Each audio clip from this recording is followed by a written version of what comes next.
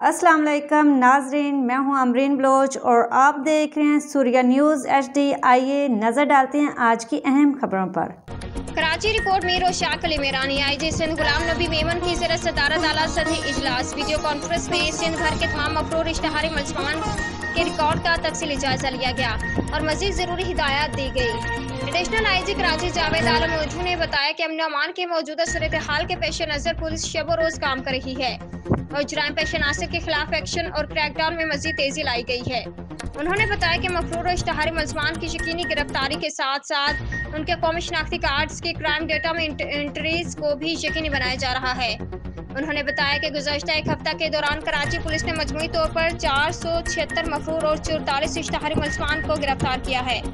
DIG waste के मुताबिक west zone में 208 मफरूर और 20 इश्तहारी मुलजमान गिरफ्तार हुए। DIG ईस्ट के मुताबिक ईस्ट जोन 143 मफरूर और 9 इश्तहारी गिरफ्तार किए गए। SSP साउथ ने बताया 7 जोन में 125 मफरूर और 15 इश्तहारी मुलजमान को गिरफ्तार किया गया।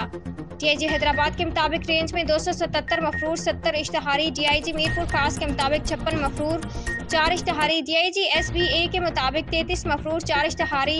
DIG सखर के मुताबिक 158 मफरूर 45 इश्तहारी, जबकि DIG लाड़काना की रिपोर्ट के मुताबिक गुज़श्ता एक हफ्ता के दौरान 129 मफरूर और 129 इश्तहारी मुलजमान को गिरफ्तार किया गया।